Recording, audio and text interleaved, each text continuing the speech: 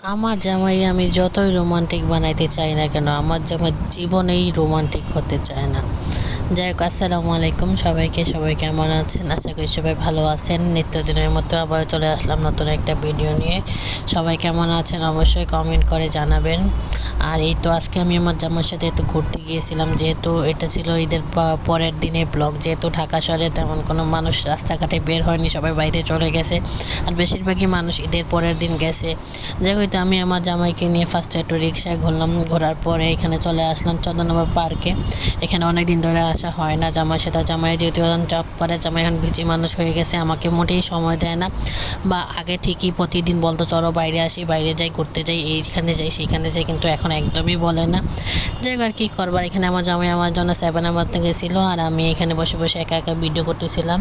তারপরে এই তো আমার জামাই আসলো। আসার পরে বললাম যে চলো তোমাকে নিয়ে একটা ভিডিও করি। আমার জামাই কেন জানি না যে আমার সাথে কোনো ভিডিও করতে চায় না। বা মানুষের ফেসবুকে দেখা যায় কত রোমান্টিকভাবে ভিডিও আপলোড করে বা কত জায়গায় যায়, কিন্তু আমার জামাই ঠিক আছে ঘুরতে নিয়ে যায় আমাকে মাঝে মাঝে, কিন্তু আমার সাথে একদমই রোমান্টিকভাবে চলাফেরা করতে পারে না।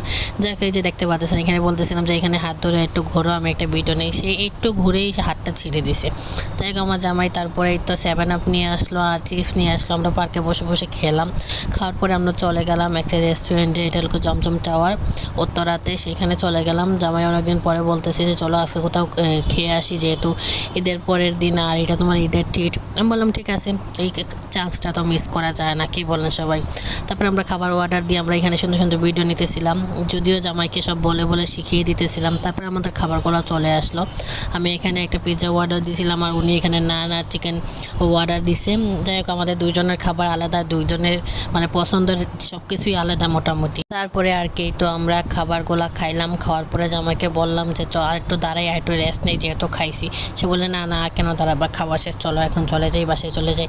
আর দেখতেই পারতেছেন আমার হাতে অর্ধেক মেহেদি। আমি এই মেহেদিটা কোনোভাবেই ফুল দিতে পারতেছি না, মানে বাসায়ও দিতে পারতেছি না, বা মানে আমার যখন মন চায় তখন আমি একটু দিই, আর কী করবো। আর তারপরে আমি ফুল এটা দিয়েছি, আর কী করা। তারপরে জামাইকে বলে যে চলো এখন, সেই বিকালবেলা বের হয়েছিলাম, এখন সন্ধ্যার হয়ে গেছে, 7টা বেজে যেতেছে, তুমি বাসা যাবো না?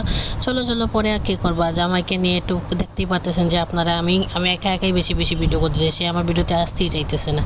যাই হোক, জামাই যতটুকু আসতে চায় ততটুকুই নিয়েছি। আর জামাইয়ের সাথে ঘুরলাম অনেকদিন পরে। ভালো লাগলে আপনারা ঈদে কে কোথায় ঘুরতে গেছেন অবশ্যই কমেন্ট করে জানাবেন। তারপরে তো আমার জামাই আমাকে রিক্সায় তুলে দিয়ে উনি ওনার বাসায় চলে গেছে, আর আমি আমার বাসায় চলে আসতেছি, আর সুন্দর একটা ভিউ দেখতেছি। বেশ ভালো লাগছিল সন্ধ্যার পরে। আর এই তো ভিডিওটা কেমন লাগলো অবশ্যই কমেন্ট করে জানাবেন। আমি বাসায় যেয়ে বাকি 2টা আঙ্গুল মেহেদি অলরেডি দিয়ে দিছি। এটা ছিল আমার ঈদের মেহেদি, আমি ঈদের পরের দিন কমপ্লিট করছি।